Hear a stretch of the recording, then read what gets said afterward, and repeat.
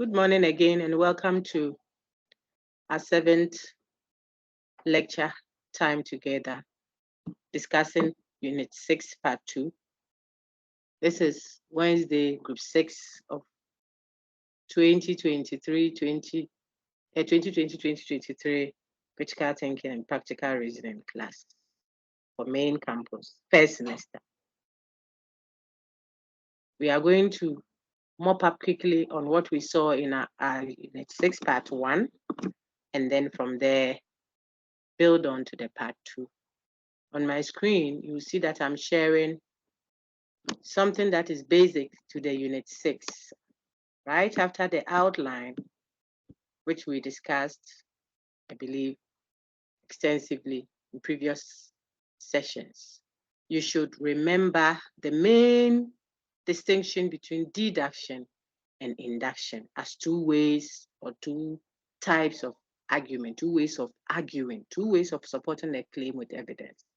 You can do that deductively, meaning you can support an evidence, a claim such that if we accepted the evidence to be true, it will demand of us to necessarily accept the conclusion also as true. The evidence is the premise. Or you could have a type of argument where even if the premises were accepted to be true, it doesn't necessarily mean the conclusion must also be true. So a quick recall on what an argument is: a passage, a discourse that contains a single conclusion, which is supported by what? Reasons or premises or evidence. So there is always one conclusion in every argument. And that conclusion depends on premises for support.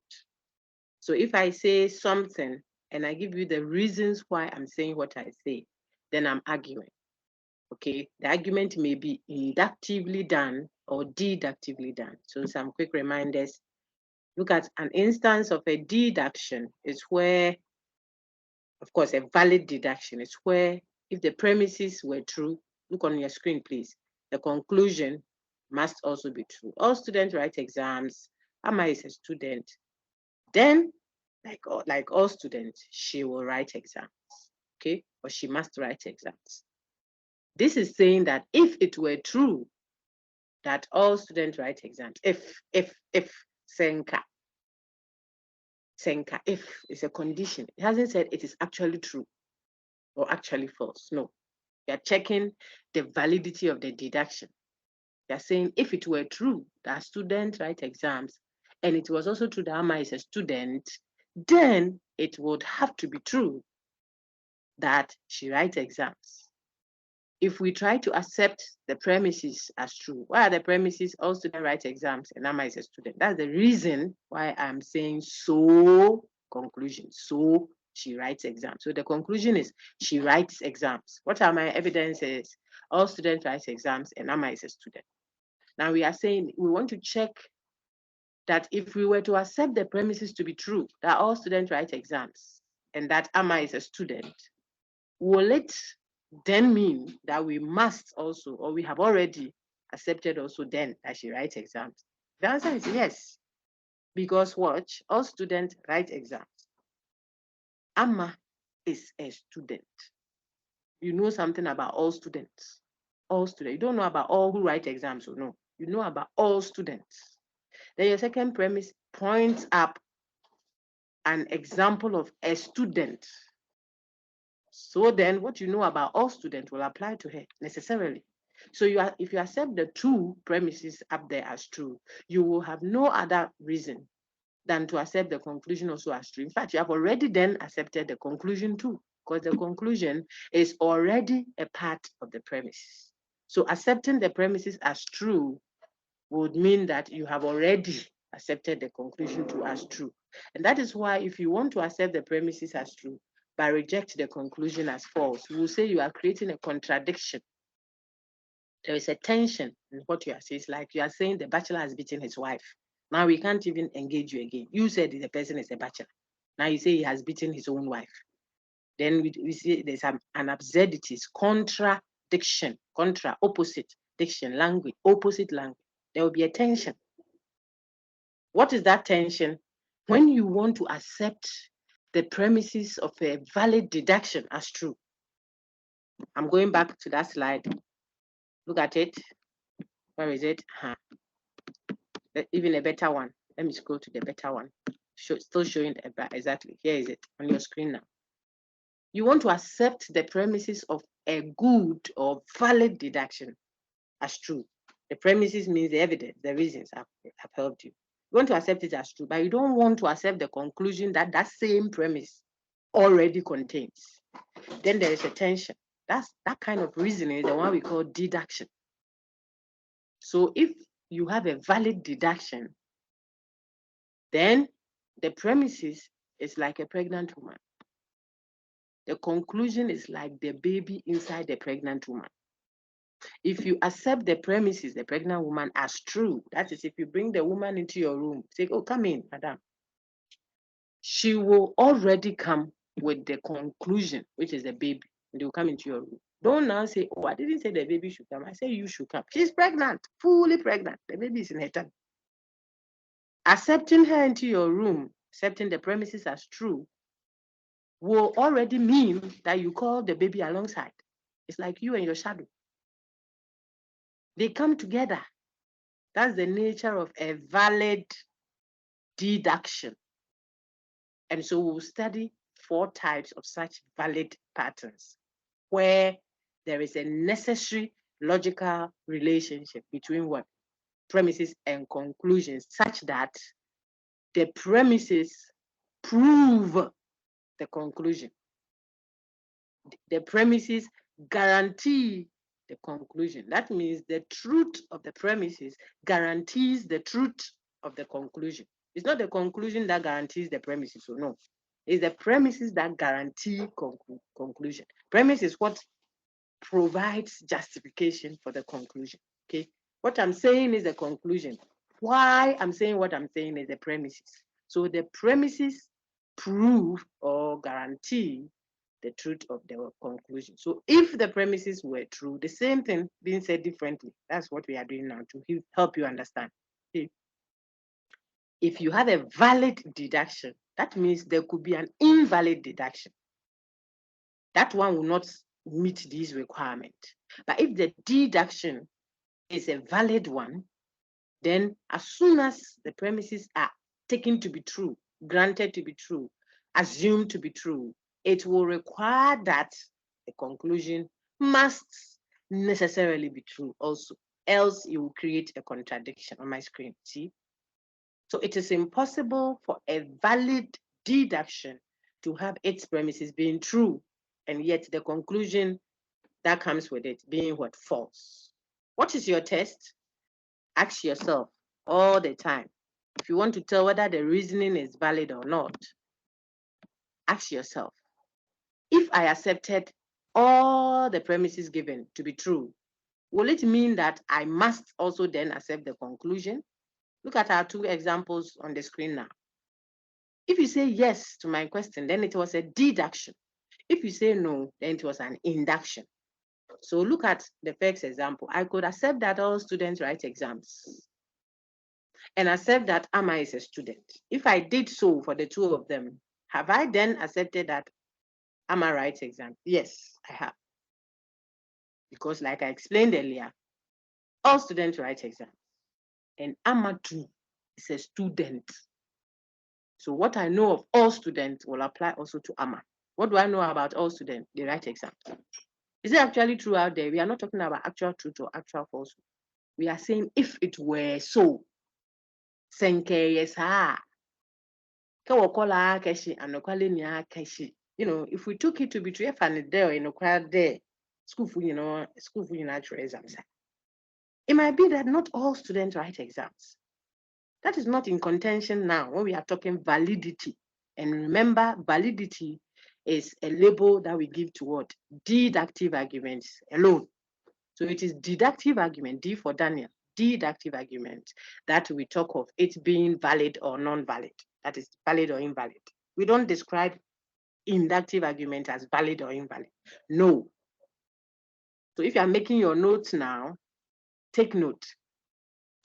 It is deduction that has the label either valid or invalid. Induction is not described as valid or invalid. No. Okay. Induction, which we are going to move in some few minutes, we describe an inductive argument as either strong or weak. We'll get there shortly. Okay, but know that we don't say an inductive argument is valid or invalid. No, because already it is not valid. So it's not validity that we use to check the value of an inductive argument. It is either a strong induction or a weak induction. Then another thing you should note if you are writing something, write it down, is this. When we have a deductive argument, which is validly done, and validity is what we have been doing so far, that simply means the conclusion necessarily follows from the premises, such that if you accept the premises as true, you must also accept the conclusion. Then that argument is a deductive one and a valid one at that. Okay, validity. Now, after the argument is valid, and then you check the premises for actuality, whether it is actually true or false. And it turns out that, oh, what I'm saying, the premises are also what actually true in observation. I mean, when you are in experience, it is actually true. Then you can say that that argument is not only valid, but it has an additional quality, which is what? It is sound.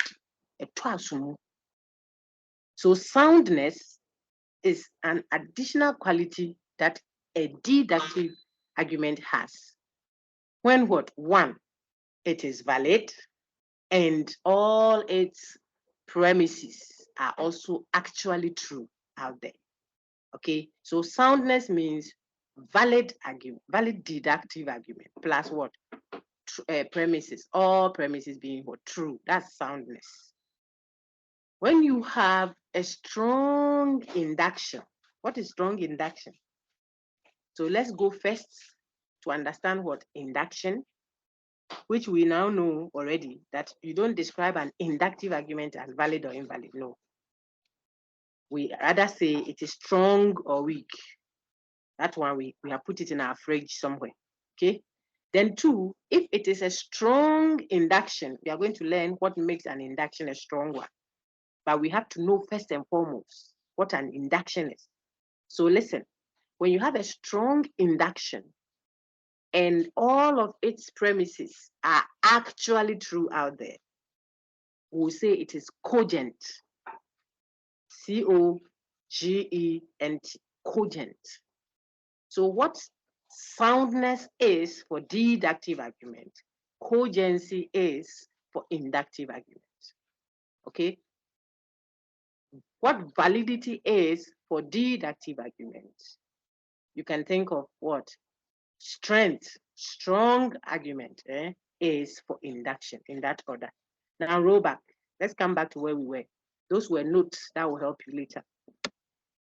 So we are still opening out a bit more what deductive is or valid is. Just in case you have an issue, raise your hand.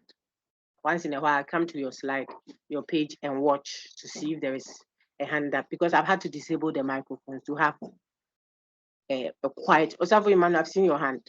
Keep it up. I'll call you after I get to a round, a point that is rounded so that it helps you for clarity. So we know the types of arguments, we know the parts of an argument. And for the types of argument, we have just engaged validity. Why validity? A valid deduction. So we know what deduction is. How would we distinguish it from induction? Valid deduction, we know. How is it different from induction? For an inductive argument, it is possible for all the premises to be accepted as true, and yet you are not obliged necessarily to have to accept the conclusion true as true, and no contradiction will be created. So I gave you a very simple example on your screen. Most Ghanaians are hospitable.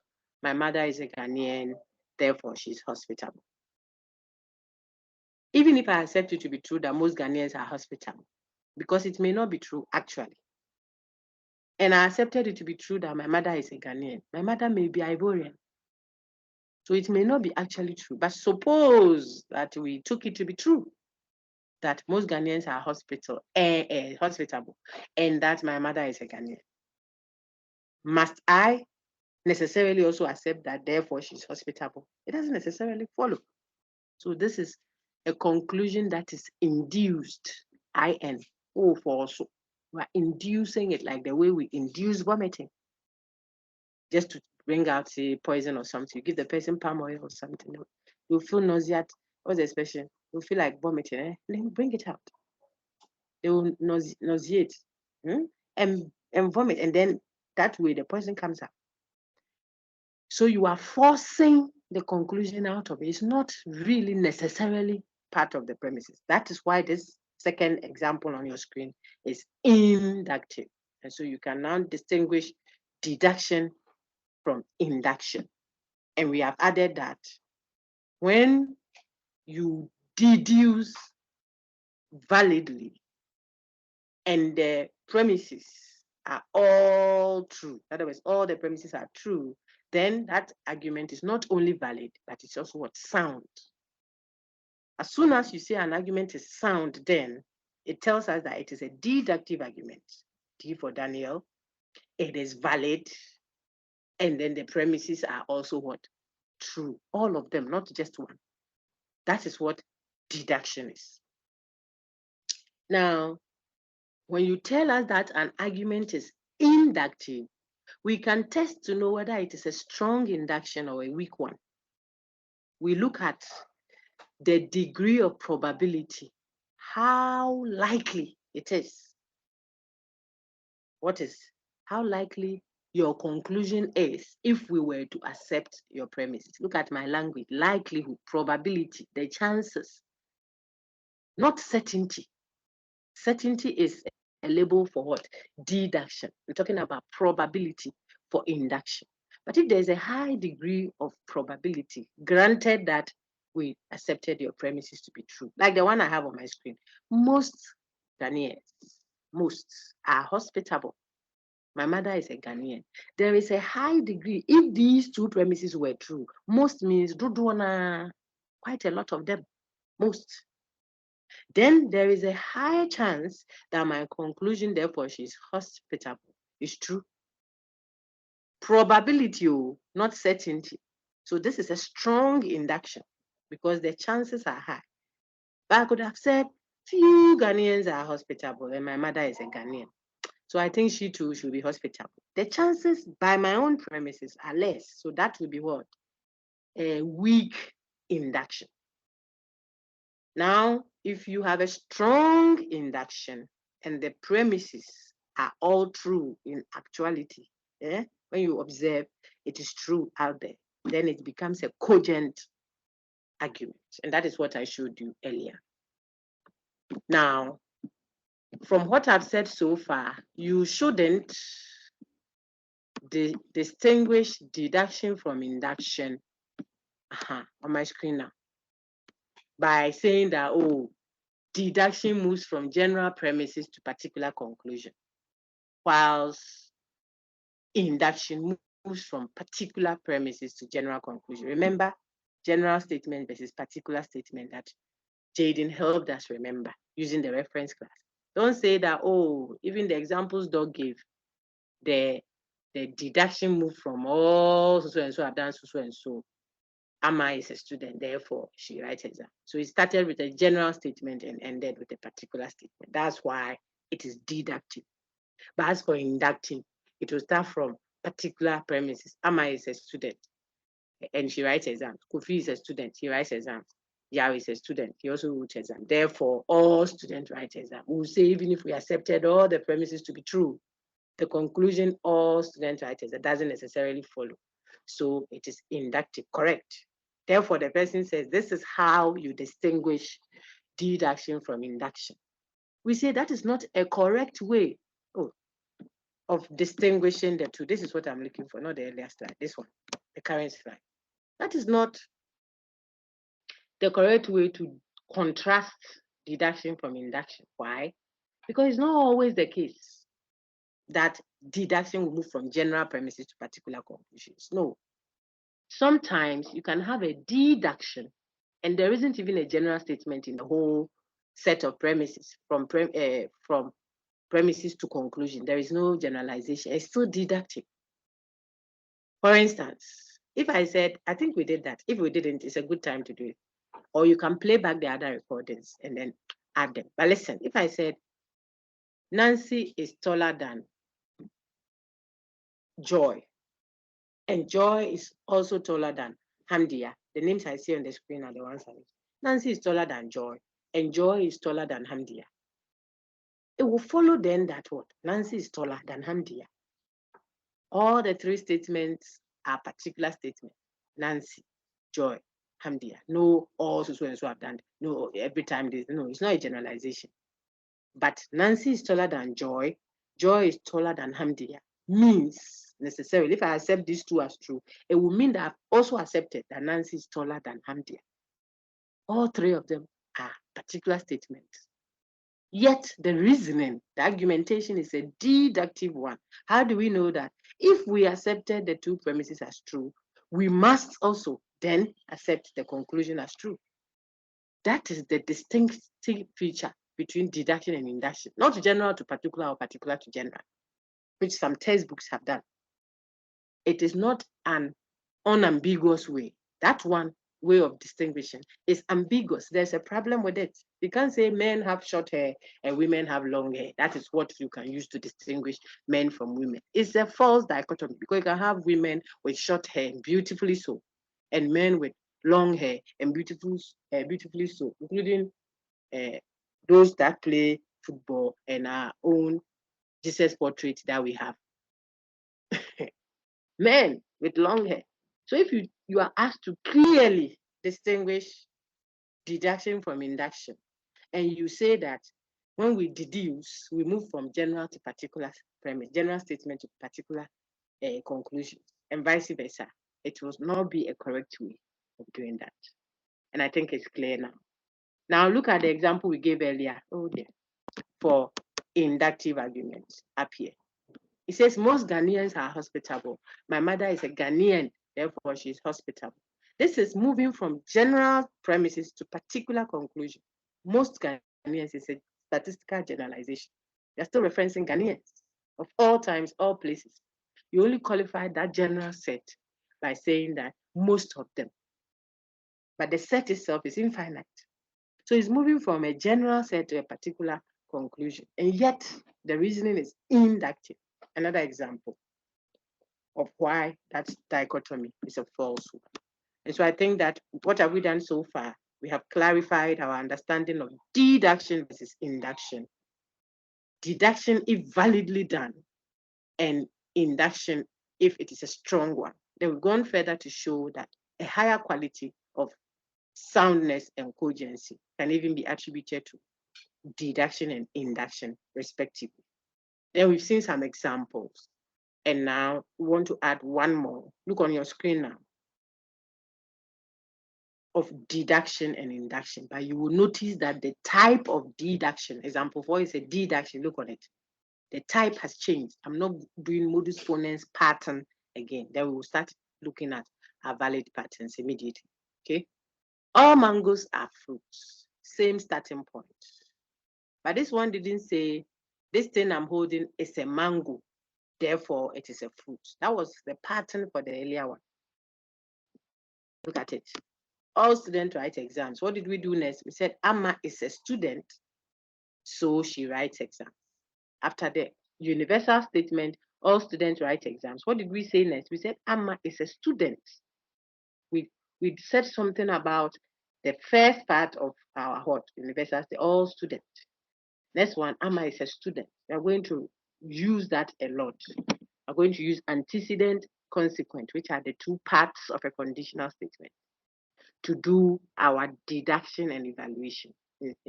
Shortly, we'll do so shortly. Here, the second one, or the second type of deduction that we will see, still also a valid one, has a different pattern. It says all mangoes are fruits, but the next premise says, my pen is not a fruit. I'm talking now about the second part of our universal statement. Fruits, see, not mangoes. My pen is not a fruit, a negation of the consequent. You are getting there. Therefore, it is not a mango. Because we know something about all mangoes being fruit. That simply means the set of mangoes circle is inside the set of fruits rectangle. Remember your Venn diagram now? Picture it in your mind. All mangoes, the set of M, circle M, is inside. It's a subset of the bigger set of what? Fruits. When you draw the Venn diagram, you draw a rectangle and then you put a circle inside, indicating that the circle is a subset of the bigger set. The circle is inside the bigger rectangle. Then the universe, you name the rectangle as the universal set, the mother set. Then you name the circle as the baby set inside the bigger set. That means there will be room inside the rectangle for triangle. There will be room inside the rectangle for what? For a trapezium. Different shapes can occupy the internal area of what? The rectangle. And yet those shapes are not circle. They are all occupants in the territory of what? The rectangle. In other words, there can be other subsets. You have to understand that logic so that when we start doing the valid patterns, you can grab it easily and you won't have issues. Okay? So when you say all A's are B's, you are saying then that A is a subset of B because all of the A's are inside B. That's what you have said. Now, if your second premise then says, my pen is not even a fruit. So our example says all mangoes are fruit. All M's are inside the set of F. And remember, because I said all M, it will be a set, round, not a particular. I'm talking universal. So the set of mangoes, M, circle, is inside the set of fruits, rectangle. That's the first premise plotted nicely for you. Those doing philosophy, you will do this in Elements of Formal Logic, level 200. You will do it in deductive logic. You will do it, some of it, in modern analytic. That's what I'm saying. What we are doing now is child's play, comedies. And that one, people say their head is paining them. Don't worry. You get them easy. You those hearing me now. And then when the philo folks, you do more than the four. But it's so, you find them into a constructive dilemma. What's the other one? Plenty, conjunction, addition. There are different reasoning patterns. Okay. All right. So what? Just to encourage you, that it's not impossible. Just focus.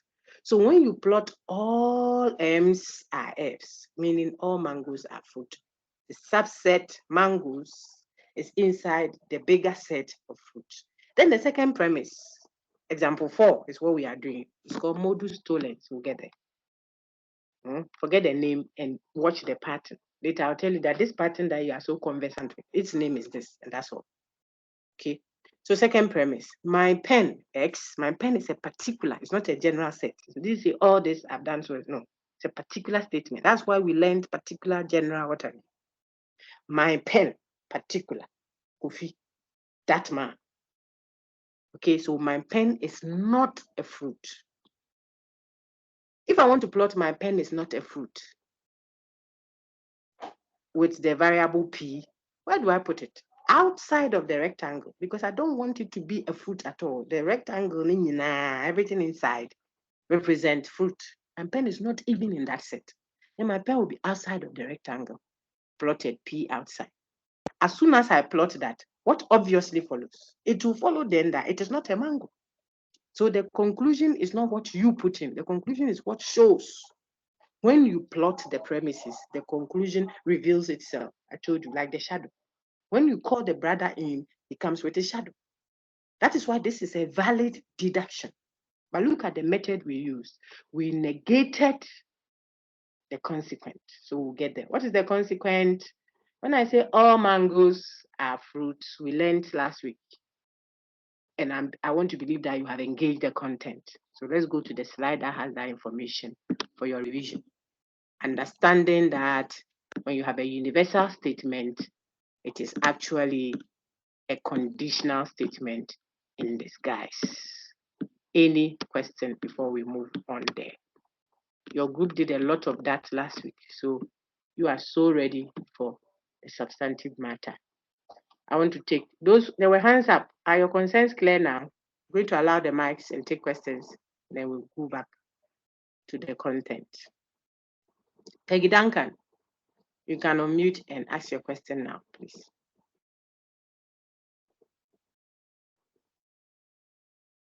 Peggy Duncan, your hand is up. So ask your question, please. There was an Emmanuel whose hand was also up, unless the concern is clarified. Peggy, you can allow your mic now and ask your question, please.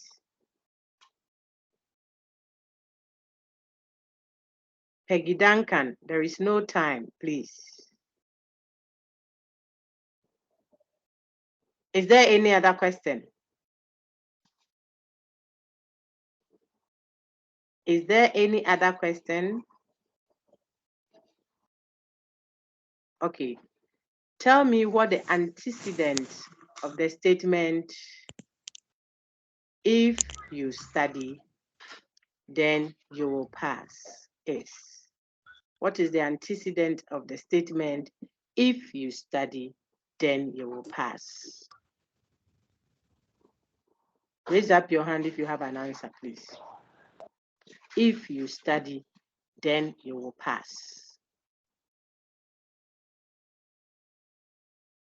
I'm waiting for the hands.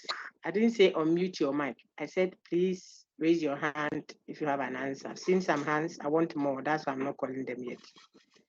If you study, then you will pass. What's the antecedent? Very good. More hands. I see 6 now. I want more. It's a class that was over 300. Very good. 10 hands now. Very good. If you study, then you will pass. 14 hands. I am still assessing the class. I want to know whether people can identify antecedent and consequent. Then I build on it. 17 hands. Very good. So if you study, then you will pass.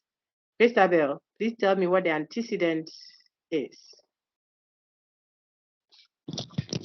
If you study.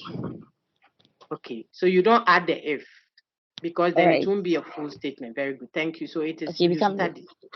Exactly. Right. So you study, you are welcome. You study, you are studying. You studied, you shall study. The tenses don't matter to the logician. Okay. Antecedent is you studied. Then consequent will be all of us. Unmute and talk a little. People are tired. I want a consequent. You pass. You pass. You pass. Very good. Very good. Very You good. pass. You pass. You are all correct. Thank you very much. Now, let's check another example. Yeah, very good. We are polishing our understanding of antecedent and consequent. Again, we have done it already last week extensively for this group. So we want to touch on it a bit more. If I said, if you do not study, you will not pass. See, if you do not study, then you will not pass, let's say, the course or something. What is the consequent? All of us. You will not pass. You do not pass. You will not pass. Hey, I want answer. Consequence. You will not pass. I asked for consequence. You people, why? You will not pass. You will not pass. Antecedent is You will you not pass. do not study. The antecedent is you do not study. You're not the teacher. But I asked for the consequence. So what is the Pass. consequence? You will not pass. You will not pass. You will not pass. You will not pass. The consequence is you will not pass. You will not pass. God will punish Well you. done, everyone. Don't worry about the chorus answers. I'm trying to get it, and it's helpful. Okay, very good. Now I'm going to ask another one. If you do not have a passport, you can still travel. If you do not have a passport, you can still travel. What's the antecedent of my statement? I want a chorus answer. You do not have a passport. You do not have a passport. Very good. Sika is laughing at all of you. Don't have a passport. You do not have a Very passport. good. You do not have a passport. That's so easy. You do not have a passport. That's correct. Now you know antecedent and consequence. I'm going to ask you something else. Oh, sweet, don't man. I'm going to ask you another question. Suppose I asked you to give me the negation. We studied negation also. So look on my screen quickly. I'm going there. Negation. So where is it? A note on interpreting negation. I'm projecting that now. Okay. Suppose I asked you to give me the negation of the antecedent of the following statement. Okay. Suppose I asked you to give me the negation of the antecedent of this conditional that I'm going to use, the negation of it. Then I said, if you love me, you will obey my commandments. I just quoted scripture. Okay. What will be the answer? You don't love me. If you do not love me, you will not obey my Why are command. you bringing If the you do if? not love me, you will not. Why are you bringing if? When You do Christabel not love started me. You saying do that, not we love me. corrected it. You do not love You me. will You not will not obey obey my my. commandment. You do not love me. Very good. Everyone quiet now. I want you to take note of the particular details. That's why sometimes when I give announcement and students go around about it, I don't want to change my mind about matters. But people don't like reading it. Announcement and taking note of details. If you're a lawyer and you don't do that, you can give away your client's property for free because of a certain comma or but that you didn't read well. I said, if you add the if, it ceases to be a statement. It becomes a sentence fragment. Okay, so you don't add it. We are practicing for that. That's why I asked for general answers. I want to hear different responses. Then it can help you. If it's only a pointer, an indicator, just like then, they point you to it. Just like so, it points you to the supposed what conclusion. So take note of that. If you do not love me, if you love me, then you will obey my commandments. I am asking for the negation of the antecedent of this conditional. What is it, please? You do not love me. Finish. Correct. Correct. You do not love me. Do You not do love not me. love me. Well Do done. not love me. Well done. That is correct. Very good. You will need these skills for evaluation. So we are almost about to start our Modus 2 next. But I don't want to have to do too much work when we start deducing and evaluate. You have to know how to negate, what the antecedent is, what the consequence is. Now, one more to revise on. What about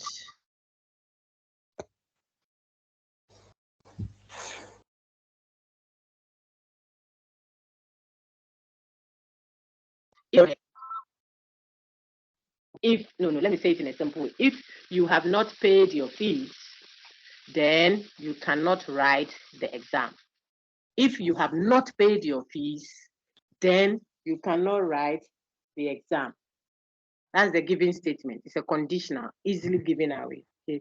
If you have not paid your fees, then you cannot, yes, that's what I said. If you have not paid your fees, then you cannot write the exam. Is that what I said? Yes, I'm repeating it. If you haven't paid fees, then you can't write exam. Now, suppose I told you to write down the negation of the consequence of this statement. I say it again. If you have not paid your fees, if you have not paid, wait, You can write the wait. exam. Yeah, you are all correct. But let me say so that someone who is now listening to write can join us. Okay, we are waiting for everyone. If you have not paid your fees, then you cannot write the exam. And I want the negation of the consequence. Please go ahead now. You can write Write the anything in You can exam. write the Can exam. write the Right. exams. Very good. You can write So the now exam. that exactly, say, well done. Now that you know what antecedent is and consequent is, okay. Not only do you know antecedent and consequent, you can also negate antecedent and negate consequent. Not only that, so far you have worked with that using straightforward what conditionals. It comes, the expressions I'm giving you are all if then, if then. So it's easy for you to see them. Now, what about if I gave you, so on my screen now, we are going there. I gave you a universal negation. Oh, no. Let's start with universal affirmative statement. Okay, universal affirmatives, not negations, the ones that can get confusing a little. So let me give you, where is it? Universal affirmative first. If I had said, oh, so on your screen now, watch. Universal affirmative, the word affirmative is like positive, then universal negative. So the one that says, oh, so and so have done so and so, oh, so and so on my screen now, you see Ghanaians are hospitable. I'm saying all Ghanaians are hospitable. Christians worship on Sundays. I'm saying all Christians worship on Sunday. Alcoholics are womanizers. Ghanaians approve of same-sex marriage, etc. Those are all positive. That is the one I showed you earlier. If I say Ghanaians are hospitable, I'm saying the set of Ghanaians is inside the bigger set of what? Hospitable people. It is a sign of what? A subset. And you have a universal affirmative, the antecedent. So let's try and show which one is the antecedent.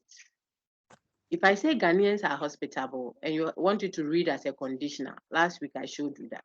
Where is it? You open it out. Very good. And it will be like on your screen now, watch. If S is Ghanaians, Very good. then S is hospitable. Well done. That is what I'm trying to remind you of.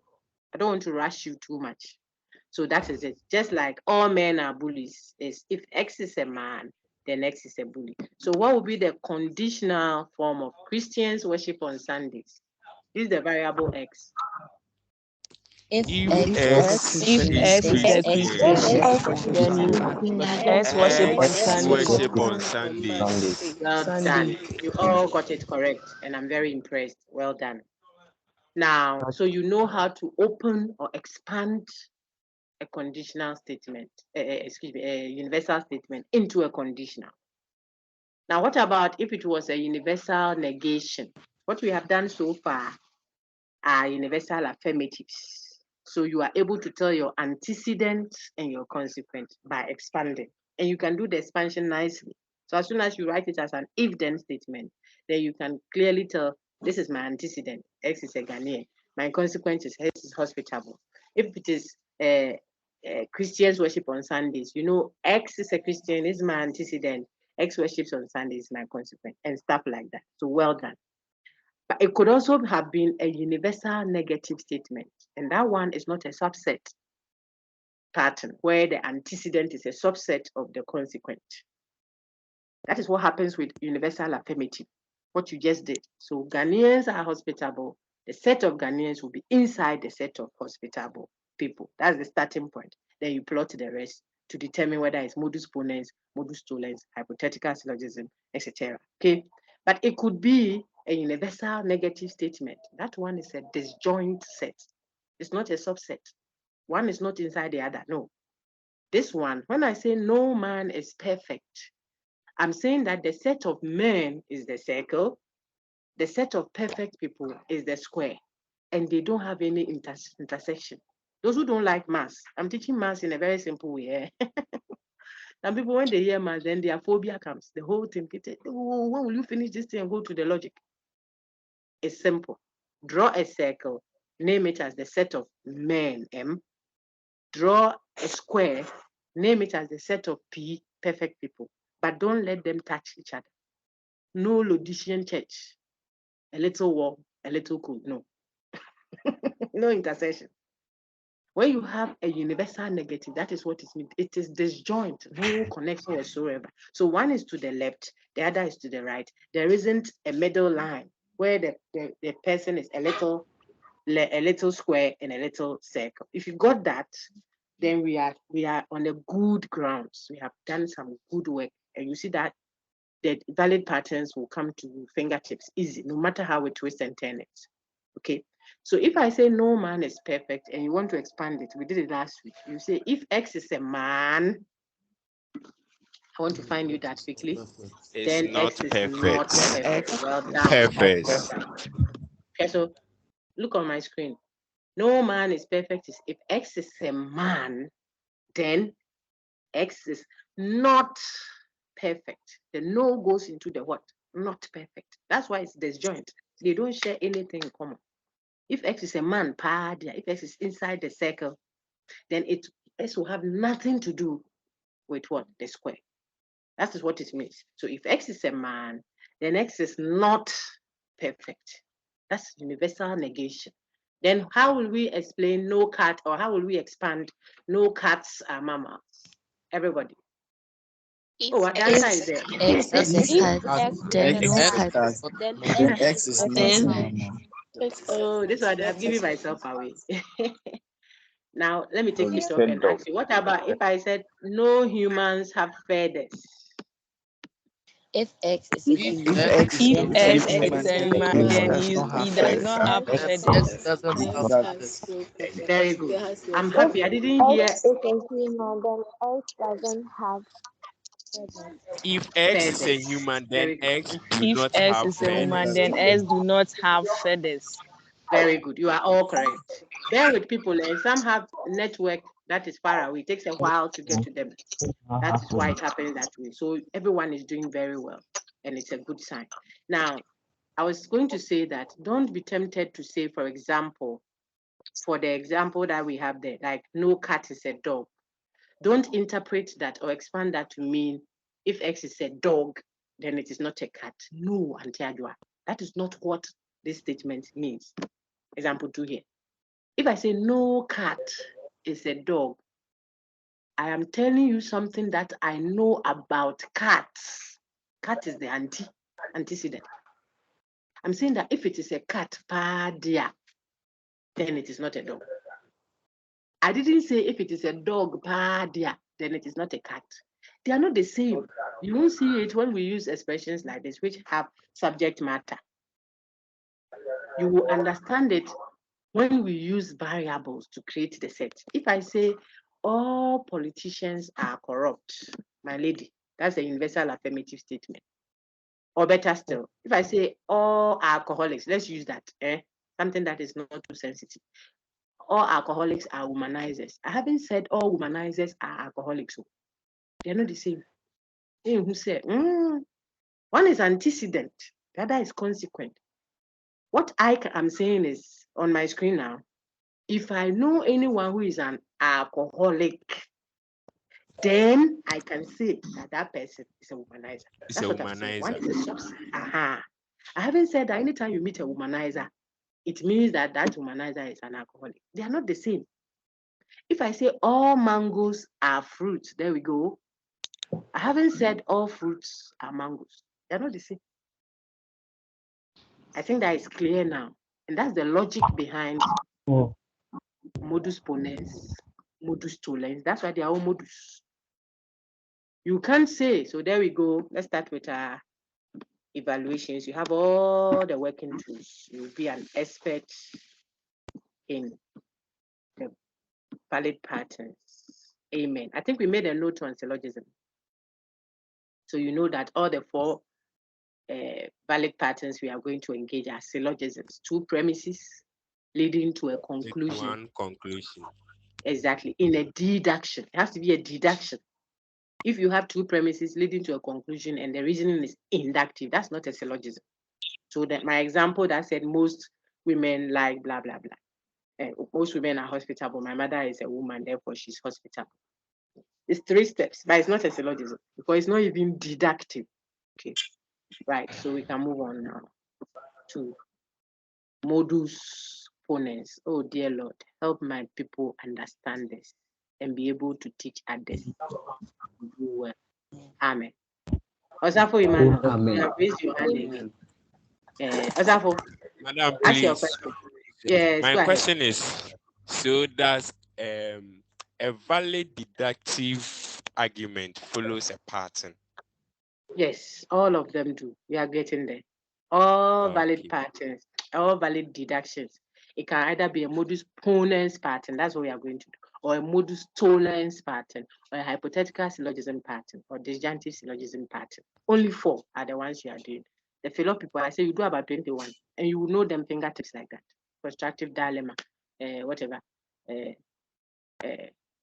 addition, subtraction, and there's no subtraction for you, conjunction, and the others.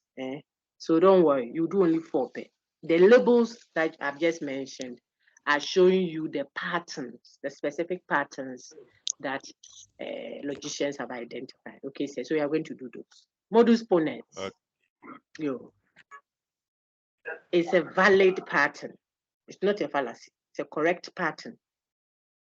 Its surname is what? Affirming the antecedent. So you know antecedent and consequent. We name the valid patterns and also the fallacies, the formal fallacies. Formal fallacy means, I think I told you last week, you are deviating. Fallacy means error, mistake. So you are deviating from the form. You are not obeying the correct form, the correct pattern, the correct structure of deduction. Okay, you are trying to deduce. Please let me disable all mics. I'll allow it later. I want full concentration. You are trying to deduce. That's formal fallacy. That's what I'm explaining. But you don't follow the valid form. So we say you are committing a formal fallacy. That's different from informal fallacies that you will do in Unit 10, which is a matter of other things. It's not about a certain form, structure, pattern, like your password on your phone that has a Z. You open it by swiping Z. Then someone is trying to open it by doing M or MB. You can't open it with M because you saved or logged it with what? The password that says Z. That's the form. The Z can start from 1 to 3 across to 9 to 12, okay? Or whatever. Or it can go the other way around. If the person is doing a Z but has turned it upside down, it will open that. Now, what we are saying is when you do the valid patterns that we are going to study, there is another type that tries to do that one. So it is also deducing, but the deduction is not a valid one. That's why we call it a formal fallacy, a fallacy of the form, an error of the form. So when you know the original, then I'll show you the counterfeit. The reason why people can detect fake spirits is because they are unable to know the true spirit. Fake one. The same way if you don't know original dollar note, and all you are looking for is dollar. The guy gave me dollar. When they give you counterfeit, you won't know because you don't know the original. So I teach you the original, the correct one, then tell you, look, now see this other one lying there. See this one and this side and this side. When you crash it and you leave it, it doesn't swell back and spread itself out. The original one does that. When you crash it like this and you leave it, when it's lying on the table, then it will spread itself again. That's the original. The fake one, when you crash it and you leave it, it will be sitting on the table blue, like paper that someone is going to use at the glue day. That's not original dollar. How will you know the distinctions? I teach you the original modus ponens, whose surname is what? Affirming the antecedent. Then I tell you that instead of affirming the antecedent, which is modus ponens, the fake one rather affirms the consequent. That's the name. Modus tollens negates the consequent. On your screen now, please. That's the valid one. It negates the consequent. But the fallacy that is trying to do modus tollens negates, yes, but it rather negates the antecedent. You don't negate antecedent in the premises. You don't do that. When you do it, you create a fallacy negate. Because the antecedent is what you know. The subset, the one you know, all students are something. That is what you know. You can't negate that one. Okay? So take note of the labels, the simple patterns. And then I was adding before Emmanuel's question that you name the argument by what? The second premise. So look on your screen. Right after the universal statement, all mangoes are fruits. What you do next, the second premise, is what is naming the argument, affirming the antecedent. not the conclusion. The conclusion is automatically following, like the shadow follows. You didn't do it. But the first premise is given, then you work something on it, and it generates the conclusion. What you work on it is what names the antecedent, the argument. With all that said and done, let's go quickly now.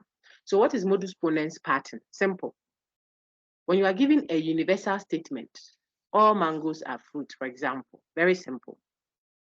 Then what you do next is you say, this particular thing I'm holding, this X is a mango.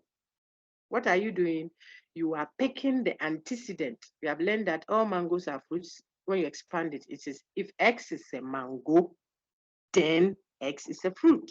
That is what it means. We have just revised that. As soon as you expand it that way, you know that your antecedent is X is a mango, and X represents any variable, Kofi, Kwame, Kojo, whatever it is, a variable. It varies. Okay, so all mangoes are fruits. If X is a mango, then X is a fruit. We know our antecedent to be X is a mango. So what we did next for modus ponens was to go and pick X is a mango as it was given to us and come and repeat it as our second premise. This thing is a mango. That's what we are doing, affirming the antecedent. Then the conclusion picks the consequent and affirms that also. Finished. Is valid. So if you study, then you will pass. Kofi studied, therefore Kofi will pass. Valid. Which validity is that? Modus ponens. Why? It affirmed the antecedent. Now I'll mute your mic. Tell me, if you love me, then you will obey my commandments. We are doing ajo. We are doing ajo. If you love me, then you will obey my commandment. Let's use ajo. I've allowed all your microphones. What will the answer be? Modus ponens valid pattern. If you love me, then you obey my commandments. Let's use ajo. Madam Ado President loves me. Ado Ado loves me. he obeys my Therefore, Ado commandments. obey my commandment. If Ajo loves me, very he good. will obey my commandments. Obey my commandments. Then Okay. I don't So understand the antecedent. relax. If you love me, then you will obey my commandments. That's the first premise. The given one. Okay. Next premise must say, Ajo loves me. Ajo And next premise, loves don't bring the me, if. so If he you bring the obeys it my will be wrong. Oh. Ado Ajo loves me, therefore me, so he obeys my he commandments. obeys my commandments. Full stop. That will be valid. The validity here will be what? Modus ponens. Two premises, one conclusion. Let's practice more. Whenever it rains, the ground gets wet. Whenever it rains, the ground gets wet. Modus ponens valid pattern will be what? I want a chorus. It rains. Therefore, The ground is It rains, yes, therefore the ground is soft. wet. Oh, That's so. it. I said wet, run is soft. If you change things, you get it wrong. They are variables. Okay, so if it rains, then I said whenever it rains, the ground gets wet. That is really saying if it rains, then the ground will be wet. That's what it means. So your next premise says it is raining. It rains. It shall rain. We are not interested in tenses, like I've said over and over again. But this one is simpler. It rains in Kyoto. That can be true or false. Therefore, the ground is wet. Finished. Valid. It's modus ponens. One more. Then we increase the level of difficulty. Follow me slowly. If you miss, you see that I heard someone say, "Doc, please, I don't know the antecedent because the bus need two. Bus is ahead." You have to work with me. There is a reason why I've said some things. There's a reason why we did some practice. And I think generally everyone is speaking. If you feel that, using your mind, I have done this over and over again. I'm not holding anything. I'm just sitting by my laptop. But I can hear you and know whether it's valid because I've practiced. If you think that it's not easy for you to picture that, you should be holding your pen and paper. You want degree now. I got your kind of degree decades ago. No arrogance intended. You want it now. Until now, we have pen and paper. They are sitting down. When you hear If you love me, then you obey. Then you write, if you love me, then you obey. This is the antecedent. When Madam says, what is the antecedent? Then you read. You should look for it. Okay, it will stick. So the next one. If you do not wash my car, I will send you out of my room. If you do not wash my car, I'm giving you an antecedent that is negative and a consequent that is positive. I'm changing the levels of difficulty. That's what I'm doing. So if you do not wash my car, I will send you out of my room. Now develop modus ponens using Otele. Otele did not wash my car. Therefore, I sent If Otele Otele out of was my my room. card, therefore Otele, I will Tell what's my car. Okay, hold on. The second brother came to spoil the soup. When the first brother started speaking, he was correct. I said, listen, if you do not wash my car, then I will send you out of my room. One who me car na mesa with me. If you don't call for only you harm me.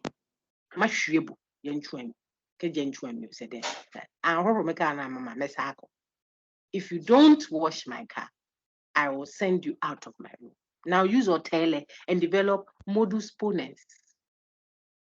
Someone raise your hand. Otele did not wash my car. Otele did not wash. Therefore, I sent Otele out of my room. Well done. The one that my brother said is very correct. Otele did not Otele wash did my not car. wash my car. Sir.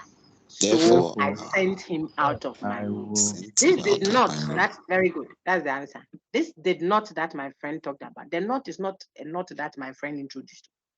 The one who spoke. No. It's given. So he just picked what was given and affirmed it. He established what was given in the antecedent. That's why we call it affirming the antecedent. That negation, you didn't introduce it. It was given to you. So the original statement was given and you expanded it. That's all. And here again, you will see the example I gave you. See this one. Where is it? Quickly. When I was introducing you to deduction and induction. Oh dear, it's too far away. I want a very simple one. So if I say, for example, okay, let's use this. No cat is a dog. Develop that into a modus ponens. We are still on ponens, just the first one. I want it to be cemented before we move on to the next. No cat is a dog. Use Jack. No cat is a dog. Who has Jack finished? is not a dog. Jack is a dog. Jack is a cat. Jack is a cat. Listen to me, So he's everyone. not a dog. Some of you are getting it very fast, and I respect that. Others too take time to do it. So look at what you should do. When I say no cat is a dog, and I'm telling you to develop a modus ponens argument, go first and foremost and expand the given statement because it didn't come as an if then. It came as a universal, like cassava that came with the peel on it, Jack or is a chicken. cat. Jack is Please listen. Like the chicken that you're going to use to do the food, we brought you live chicken. You don't put the whole thing and the feathers in the soup. I could have bought the cold store one already cut, dressed, etc. When you come, you just wash it and you are cooking with it. That's the if then version. But I could also bring you in the form of a universal. You just have to do some work on it. It will get to where the if then was and use it. Okay? So I gave you universal negation. This chicken there, not only fed the soup, it is dirty and kasa. You have to do some work. You open it out. So if I say no cat is a dog, we know how to make it read as an what? If then statement. You do that first and do it correctly. Who has finished that? Me. Yes, sir. Go ahead. If X Jack is a is cat, not a cat. Therefore, Please let the Jack is gentleman a speak. dog. I beg you. If X is a cat, go ahead, sir. if X is a cat, Then X is not a dog. that's the correct one. Very good. When you write it that way, you clearly know that the if is leading you to the antecedent. X is a cat. The then is leading you to the consequent. X is not a dog. Now we have given you the name Jack to use. So you will quickly come and say, I'm doing modus ponens. What does the rule say? Right after I have my conditional like this, I should take the antecedent statement, whatever it was that was put there. I should just bring it down, come and write it first. Then I take the consequent statement, whatever is there, and come and write it as my conclusion. I finished. Now, if that is what you are doing, you will see that your modus tollens will read like this. No cat is a dog. Jack is not, excuse me, I made a mistake. Jack is a cat. You are correct. So Therefore, it is not a dog. therefore, Jack is not a dog. Not a And dog. that is correct. So those of you who did it on your paper, mark. I want to repeat it. Mark and tell me whether I got it correct or wrong. Don't worry. No Correct. cat. Correct. You, of course. Why will it be wrong? Who is checking? Who is checking? I mean, you want me to say it's wrong? But just so that you can check yourself. So no cat is a dog means modus ponens, because we'll use the same thing to do tolerance. And I'm telling you, no matter how the fake people bring dollar, if you know the original, whatever they do, you sometimes you just see it as it's being counted. You tell, thank you very much. I don't have CDs for change. You say, oh, I bought a lot of those. Oh no, I don't have CDs now. Because you can tell that it's a counterfeit, even from your seat, how they are counting it, I'll be to you. That's the training. So the same way you can tell that this is not ponens. This is not tolerance. This reasoning doesn't necessarily follow.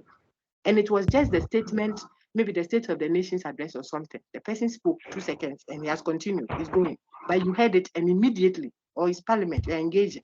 You can tell from the way he's speaking that no, excuse me, Your Highness, or the law court, you may be a lawyer. Say, objection, my lord.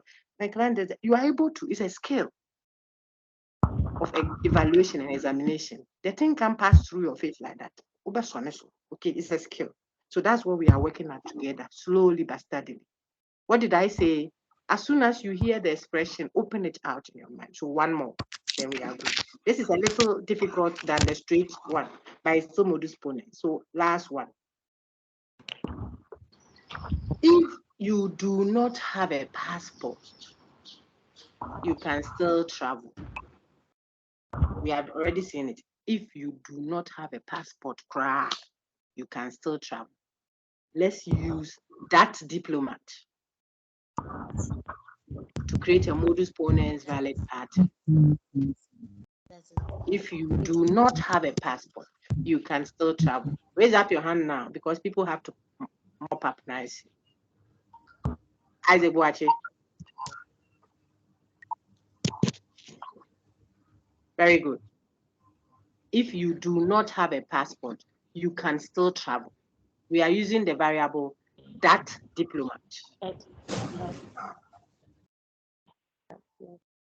Please go ahead, sir. Hey, I'm sorry, madam. Fast, please. We want Vim. Okay, Custodia, go ahead. That diplomat does not have a passport. Therefore, he can travel. He can travel. Very good. You will see then that it is not the meaning, the subject matter at all. So we are going to use variables very soon. What the content is saying may not even sound right. Remember, validity is not the same as soundness. It may not sound right and yet be valid. All butterflies eat banku. My lecturer is a butterfly. It has to follow that she eats banku. If X is a butterfly, then X eats banku. So my lecturer is a butterfly. Wouldn't it follow then that she eats banku? It will follow. Exactly. All tables are chairs. If X is a table, then X is a chair. My lecturer is a table. Do you see how I'm using myself as an example? Yes. Yeah. I'm not a chair and I'm not a table, but it will follow. If all tables are chairs and your lecturer is a table, it has to follow that your lecturer is a chair. This is valid by modus ponens, which you know very well now, but it is not sound because tables are not chairs actually when we observe. Now you get it. Can I move on to modus tollens? Yes. So on our screen, This is what we did, and I believe it has sunk in. Auntie Bila, I want to All ask mangoes. Just a minute. All mangoes are fruit. I'll take your question, Sam. All mangoes are fruit. This thing is a mango, so it is a fruit. What did we do? We affirmed the antecedent. Okay. Now, with the same preamble, we are going to do modus tollens, and I'll take CS question shortly. Modus tollens is also a modus, so they start the same way. The subset, all mangoes are fruits. Negating the consequent, though, is what you do this time around. It's also valid, but you say the person was first from the bottom. That tells us that he was last. So you are bringing the consequent first, yes, but you bring it negated before you conclude with the antecedent also negated. That's the pattern. Finished.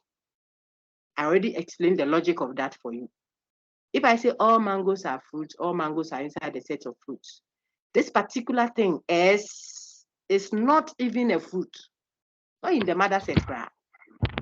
Then it has to follow that it can't be in a mango, because the mango itself is inside the mother set with other sets.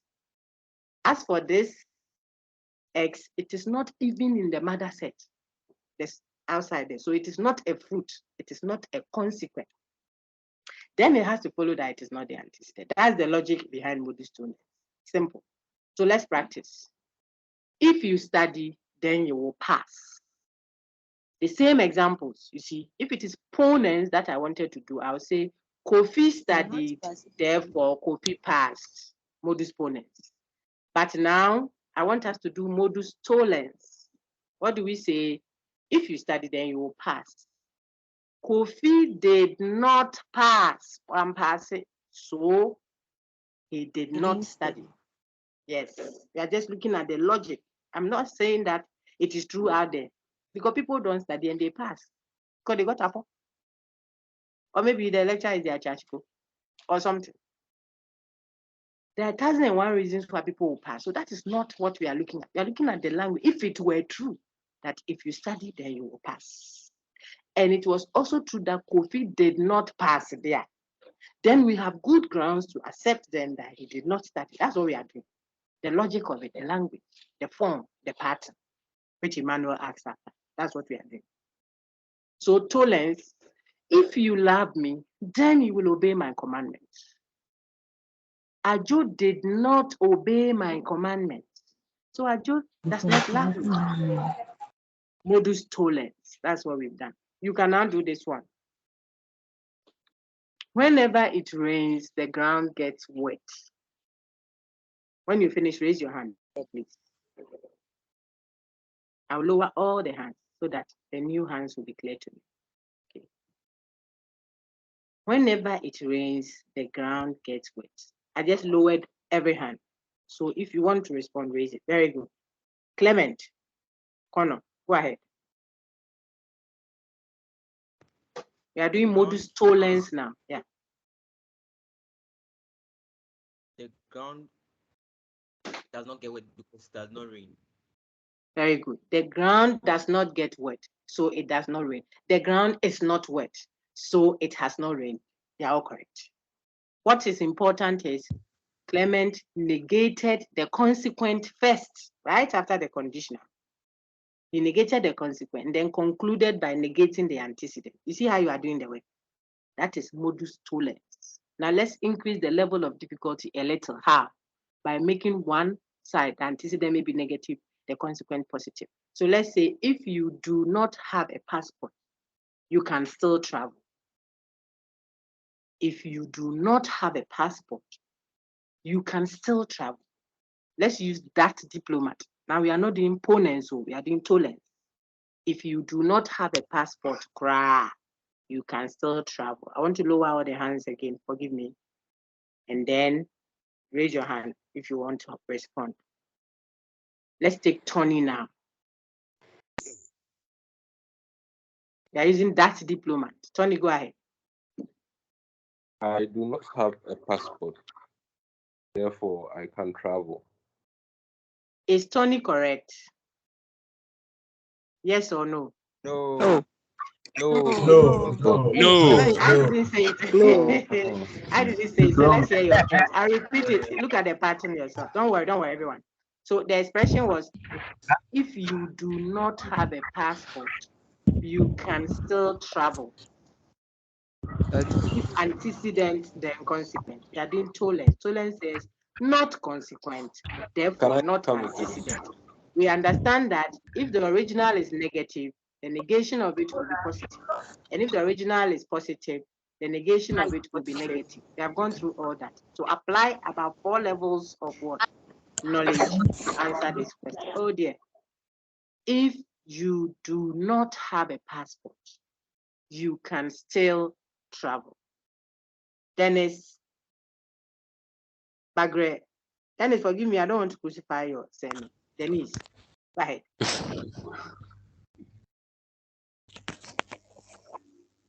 You are muted. Quick. You are muted. Everyone, be by your gadget so that we can flow quickly. Denise is busy. Then let's take Custodia. That diplomat cannot travel. Therefore, he does not have a passport. Therefore, what? He does not have a passport. I said, if you do not have a passport, you can still travel. Antecedent, you do not have a passport. Consequent, you can travel. We are doing modus tollens. Negate both. Okay, Alexander. Thank you, my lady custodian. Look at it again. Alexander. Yes, go ahead. Therefore, he has a passport. Go ahead. That diplomat what? I missed that one. Cannot travel. Very good. Therefore, he has a passport. That is correct. That one is valid. All you have to do is to bring the consequent first and conclude with the antecedent. But in each case, negate it. Negate means if the original was positive, now introduce a not. If the original was negative, another not will cancel the first not. So negate poor to become positive. So I said, if you do not have a passport, then I said if you make an if you do not have a passport, right, you can still travel. That's what I said. Yes. So if you do not have a passport, you can still travel. You can still travel will come first, but negate it. So we'll say that that diplomat cannot travel. Cannot travel. Yes. Therefore, he has a passport. Very good. So if you are trying to make it sound right in your mind, you have a problem. That is what I'm trying to deal with. It's not, you don't have to force it to fit what you think. Then you can't be a judge. You have to hear what the person is saying. As nonsensical as it will sound, you have to listen objectively. Don't impose your interpretation of what the person is. That's the problem with a lot of us. If you are there to do a case hearing, you have to hear. Don't force what the person is saying to mean something for you. You can't help matters when you do that. Hear. You want to go and mediate a matter, you have to hear. I didn't end twice, so I say, how can you be saying this? That is not your job. Hear it. When you sit as a committee to discuss, then you now bring your version into it. So you have to hear what the person is saying, then you can do an interrogation of the matter. That is what we are teaching. It's a skill. Add it to what you know already. Okay. So last one, I'm going to increase the level of difficulty again. I said just be what? Rule bound. You listen to rules and keep them. If it is modus tollens, start with the consequent, conclude with the antecedent, but in each case, negate. Negate means if the original is positive, its negation will be negative. If the original is negative, its negation will be positive. That's what negation means. There's a slide for that. We have revised it. If it's a universal statement, open it. Whether universal, affirmative, or negative, you know how to do it. Simple. So put all of those together and you can do easy, valid deductions, regardless of the raw material you were given. One more. No man is perfect. We have seen it already for modus ponens. I want someone to do for tollens. We are using Kwame. Very simple. No man is perfect. Raise your hand, please. Don't give the quotes. So that I get it. Most of the negations, I want to check that. All hands are down now. So raise your Ezekiel Asari. Go ahead, sir. No man is perfect. You are doing Modus tollens. You are using Kwame. Kwame isn't perfect. Therefore, Kwame isn't a man. Perfect. Is he correct? No. No. No. Ezekiel, your people say no. Did you expand it? Let's take Candace. Candace, go ahead. Therefore, Expand it. Do what I've said. Expand it. Write it down. No man is perfect is what? If X is a man, then X is not perfect. That is why you expand it. So your antecedent is X is a man. Your consequent is X is not perfect. That is what is given. Now go and use it to do your proposal. We have all been given corn. Someone is going to do Awazakoko. Someone is going to do Banku. Someone is going to. So if it's Modus Ponens, you know what to do with it. If it's Tollens, you know what to do with it. If X is a man, then X is not perfect. You are doing Tollens, Kwame. Candace, go ahead. Kwame is not perfect. Candace, unmute and answer. Kwame is a man, therefore Kwame is not perfect. Kwame cannot be perfect. Excuse me. Are you all called Candace? Hey, I did say Alexander. Are you called Candace? Candace, are you there? Let me take someone. Candace, I've given you opportunities. They want to bully you. I'm trying to fight for you, but you will unmute your mic and answer the question. Candace, where are you? My lady, are you there? Okay, let's take Foster. Maybe she's having network issues. Foster, go ahead. Those are the questions you'll be answering your eye. Yes, this is how the eye is. Muhammad is not perfect, therefore Muhammad is a man. What is the consequence of the statement, no man is perfect? What's the consequence? Tell me. Everyone, unmute and tell me. If X Kwame is not perfect. No, I want only the consequence. Listen, I want consequence. X is not perfect. Therefore, X is a man. Kwame is not perfect. Very good. You can even say X is not perfect. Therefore, X is a man. No worries. So Kwame cannot be perfect because Kwame is Only not a man. consequence. Only consequence. Listen. Yeah, everyone muted now. Listen. X is not perfect. That is the consequence. We are focusing on that because we want to bring that first and we want to bring it negated. Okay? So no man is perfect is saying if X is a man, then X is not perfect. So X is not perfect is our consequent, the given one. Now we are instructed to negate it. So what will it read now? Kwame is perfect. Kwame is perfect. Therefore, Not a man. Therefore, Kwame is not a man. That is what we are looking for. I think one or two people got it correct. Yes. Let's do the next one. Let's still on the universal negations. Watch on the universal negations. When I showed you that, look at the universal negations. See on my screen. I told you this note is useful for affirming and denying antecedent and consequent. It's on my slide number 90. Look on your screen. I've projected that. The note on interpreting negation. If you don't do it right, you will know all the patterns, you get it wrong. Because if the original is positive, its negation is negative. If I say Kofi is not a student, that is what I gave you. When you negate it, it will be Kofi is a student. When the original is Kofi is a student, a negation of it will be what? Kofi is not a student. And for modus tollens, you deduce by negating. So given the antecedent and consequence, when you negate, you turn whatever was given upside down. If the original is negative, it becomes positive. If the original was positive, it becomes negative. It's important to look out for that. Next one. Let's go and do another universal negation. So we can do, yes, on our screen. No, I've interpreted that. I want one that you will do it. So no cat is a dog. No cat is a dog. Keep quiet, please. Do what I have told you. Don't give me answers. Expand it first.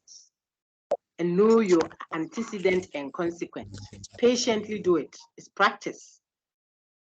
Then you pick the consequent that you have expanded and negate it. That is, turn it upside down. Write that down first. Then you take the antecedent, however it was when you expanded correctly, and negate that before you start answering. That's how you do this. Otherwise, you can score 0 over 50 and not even know that you got 0. You are already setting yourself up for reset, and you don't even know. So patiently do that. Expand it. Who has finished? No cat is a dog. Done. Very good. Hold on for others. Patiently wait and come. Everyone wait. I'll call. No problem. When you finish, just raise the hand. I see 18 hands up now. Very good. Watch it very well before I call you and you give me wrong answer. Watch. Look at it. Check. Like the way we do math. Did I cross it out? Oh, no. This one should have done the hand. Check it. Conceive first, until last. Both negated. How will you know the original? Expand it, because you are dealing with a universal. No cat is a dog. When you expand it, so now we can put in Jack. Enyan Ebenezer. Give us your answer. Let's see. They're using Jack. The expression is no cat is a dog. We are doing modus tollens. Go ahead, sir. Hello. Please, can you hear me? Hello, sir. Can you hear me? I can hear you, sir. We can hear you, sir. Okay. Jack is a dog. Then Jack is a dog. Then Jack is not a cat.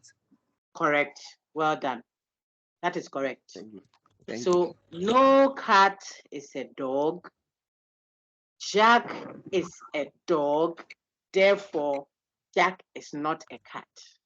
If you like, expand this and see. When we said no cat is a dog, when you expand it to be, if X is a cat, then X is not a dog. That was the original. So Enyan then takes the consequent, which is cat is Jack is a dog, it's not a dog, and turns it upside down to become what? Jack is a dog. Therefore, Jack is not a cat. That's valid. Okay. If you have a passport, write that down quickly. You may not travel. If you have a passport, don't be in a rush to answer, please. You see how Inyan did it? Patiently. So write my expression down and do what I have advised you to do. It will help you. If you have a passport, you may not travel. Let's use yeah. I see only one hand up. When you finish patiently, then you raise your hand. If you have a passport, you may not travel. You're using yeah. Modus tollens. Very good. I can take Mavis now. Mavis, go ahead. Forgive me, Kingsley. I saw your hand earlier, but I want to hear from a lady. Mavis, go ahead. Yes, Mavis there. Yeah. You may travel, therefore you do not have a passport. Well done, correct. That's valid. It's modus tollens valid, not ponens. Last one on tollens, then I can do the rest. The ones that are tough are modus, the modus folks, modus ponens and modus tollens, especially tollens. Hypothetical and disjunctive, I'll do it in 2 seconds. No, 2 seconds, 2 minutes, you see. And you get it because it's not difficult. It's not too counterintuitive. But these other ones, they are not normally how we think. So it's difficult, especially tollens. So let's do a last one, and then I'll top up with. Oh, they are the best. Bosukina. People, are you listening to my fans that I'm giving to Ija? Ija, listen. Yes. Listening. Hey, you know the story. Hey, see the expressions. People are giving me love and things. +1 for all of you. I'll give it to you. Madam is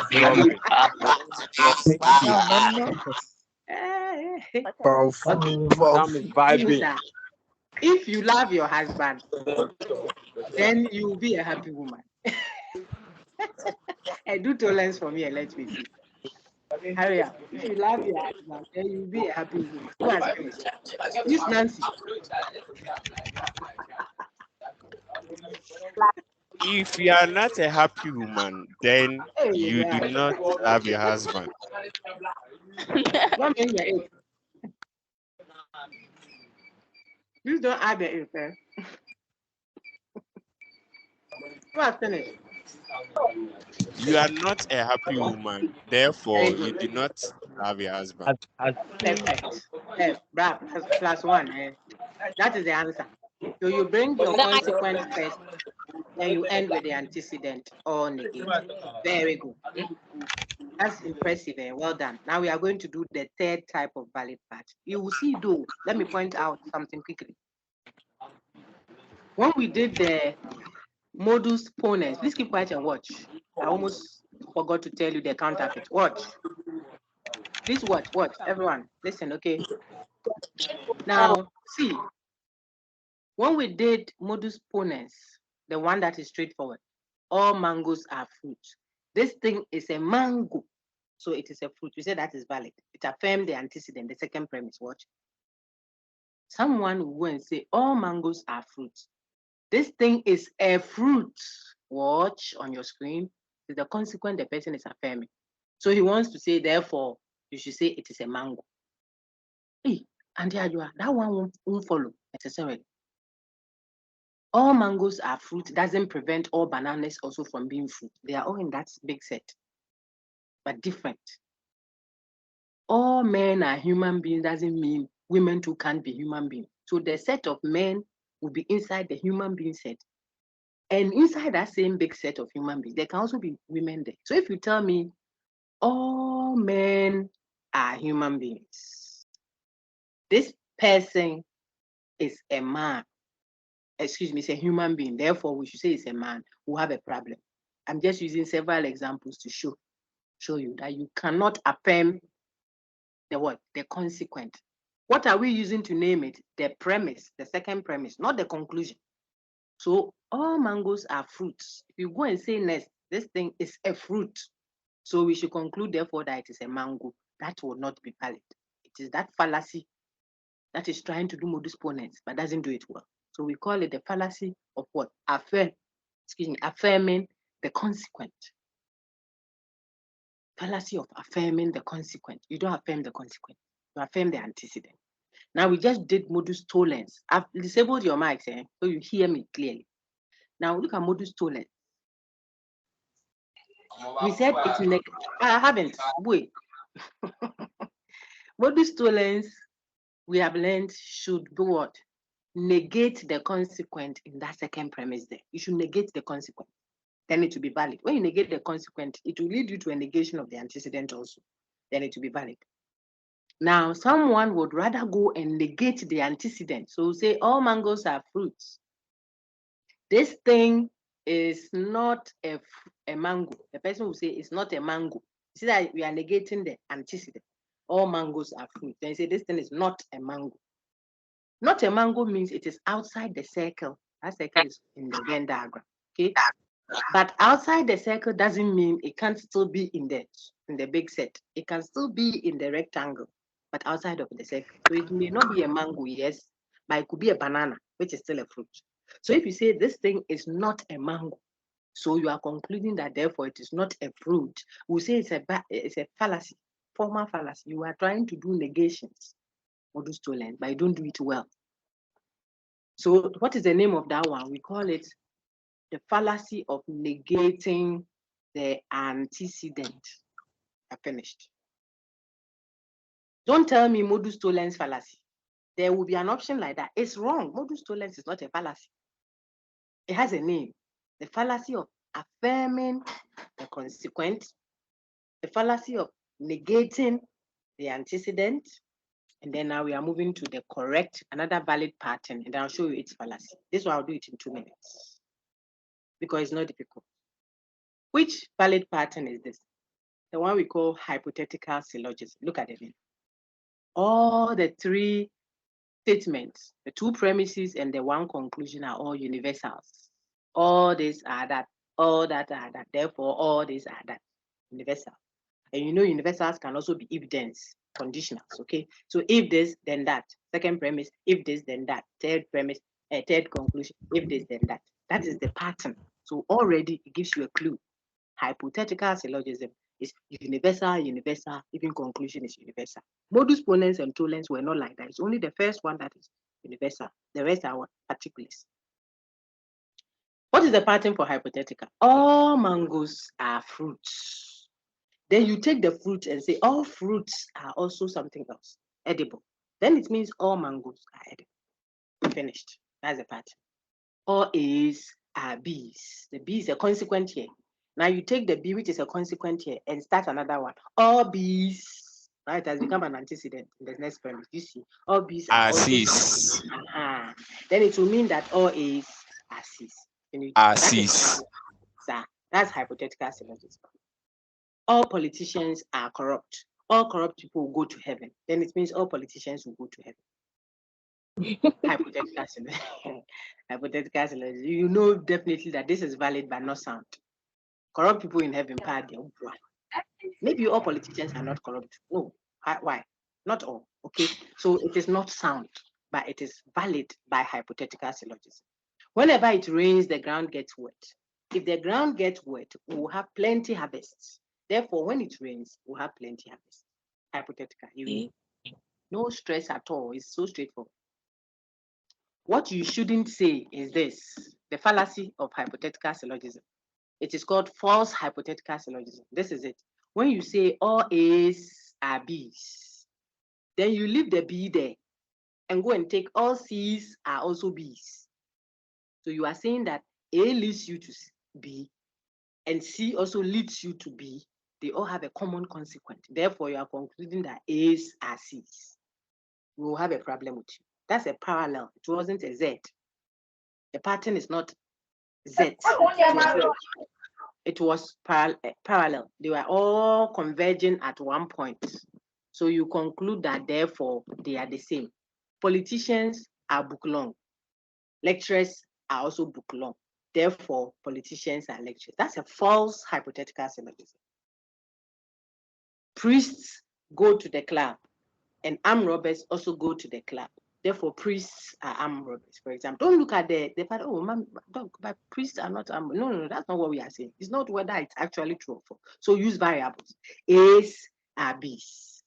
C's are also B's. So you conclude, therefore, that A's are C's. No. That is a false hypothetical syllogism, a counterfeit.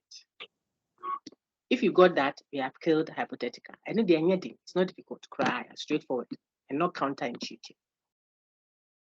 How about disjunctive syllogism, the valid one? A or B? I've given you an exam question. And I ask you true or false. Then in the question I tell you, the answer is not true. What have I done? Then I'm telling you it is what? I want your chorus answer. It is false. False. It's false. Obviously, it's false. Yes. False. Thank you. You are all correct. Let's continue. I said A or B. Then I myself in the premise, remember the premise is the evidence I'm providing. So I say A or B. Then in the premise, I told you not a negation of one of them in the premise, not in the conclusion. You negate one in the alternatives given. Then the other one will pop up automatically, like a seesaw, the one children play. If this one side comes down, the other one will go up. That's the logic behind pseudo-scientific statements, which you should engage. The Unit 7 recording that I've shared with you people. Play it will come. Unit 6 and 7, love them like something. They are heavily present in your IE 30 marks. They will be heavily present in your final exam.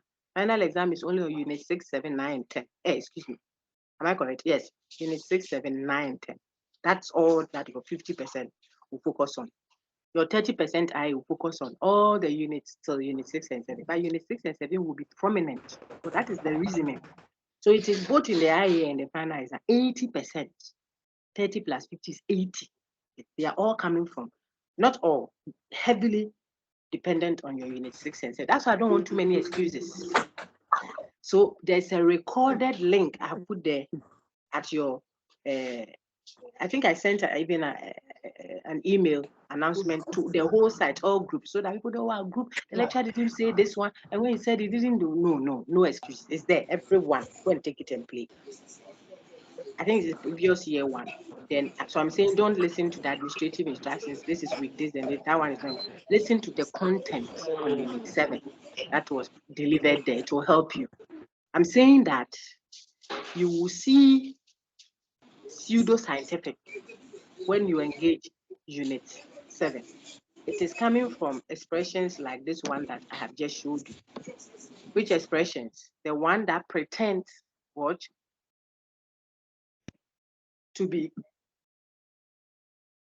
doing disjunctive syllogism, but that there is a meaning of disjunction, the either or, I am here or I am not here. That is necessarily true all the time, but one of the alternatives will happen all the time. So how should you do disjunctive syllogism correctly? A or B. The A and B represent statements. We have learned that. A or B, not A, then we can validly deduce B. A or B, not B, then we can validly deduce A, and not vice versa. So you either save at Barclays or Stanchart. This is an investigator. You do not save at Barclays. Then the account we are looking for must be at Stanchart. You need to, if it is true that the accounts are either at Barclays or Stanchart, and we have checked Barclays, there is no account there for you. Then we have to head towards what? Stanchart.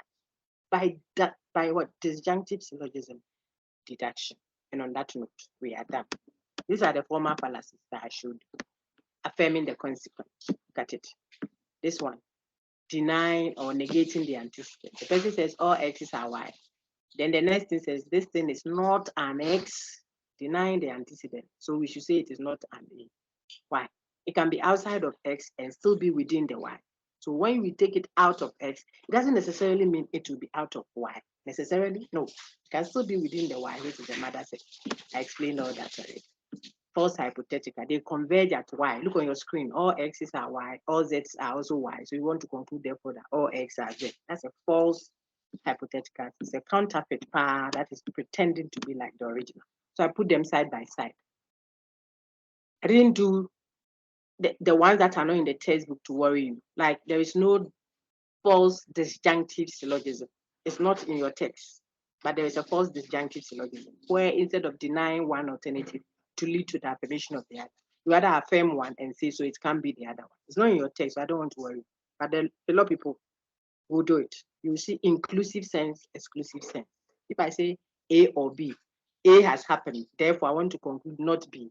That doesn't necessarily follow. You can have both. I'll give you fufu or I'll give you porridge when you visit my home.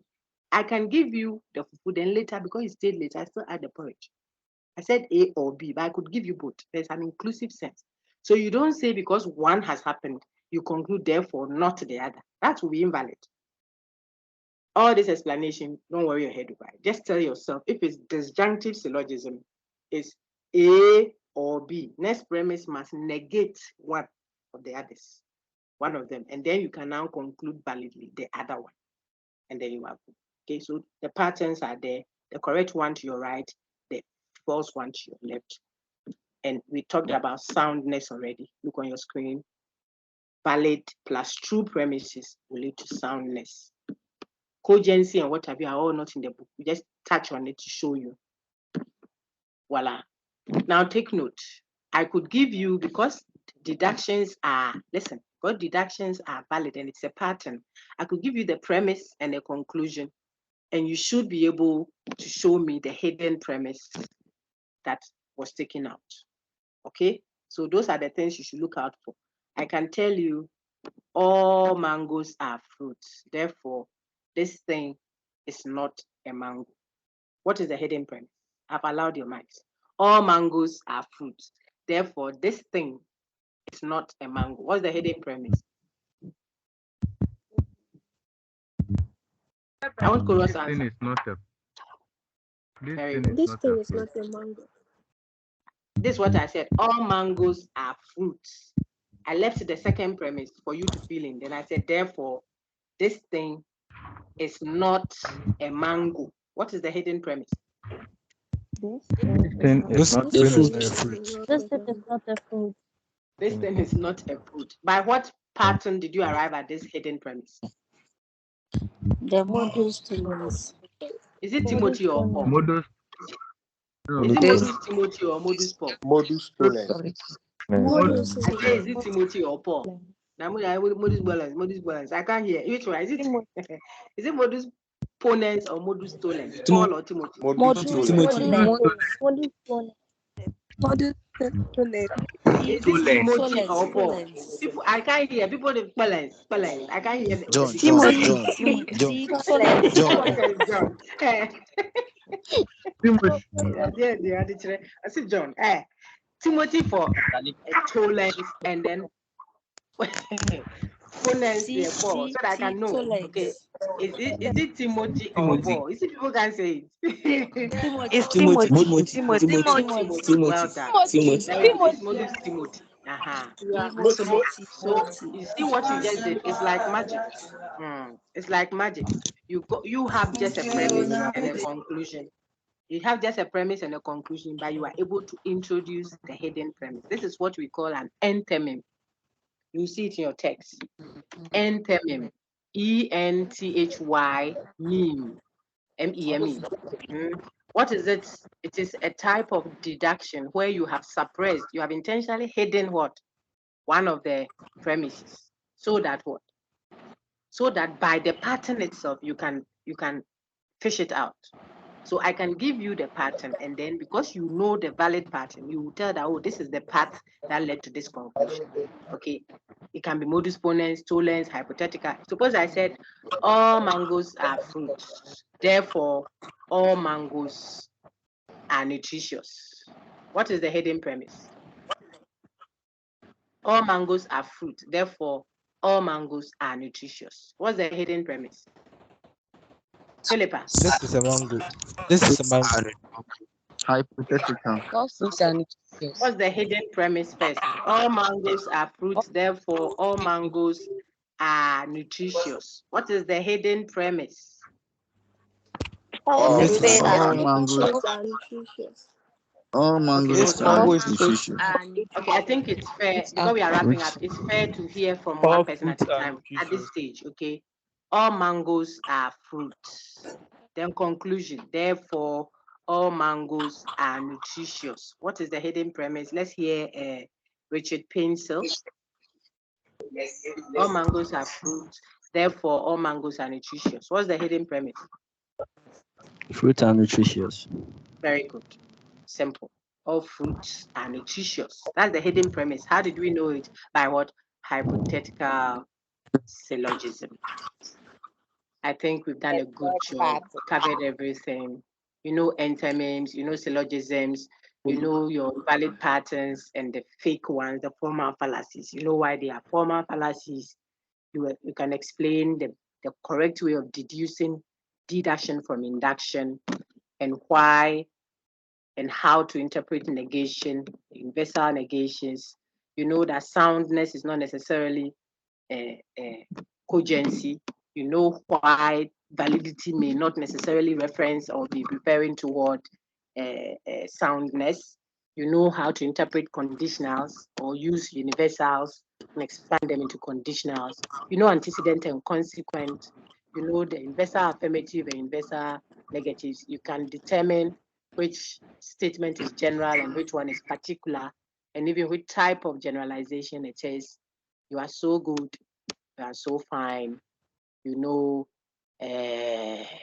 why deduction is topic neutral. So we can be talking human beings are chairs and chairs are tables. It will mean then that human beings are tables by hypothetical syllogism, and yet you know that that may not be sound but valid, etc., etc. Look at how much you know within just one set of slides. Slides 1 to 28. Thank you very much. Pray for you that you do well. Now I have to focus on the unit 7 and mop up nicely.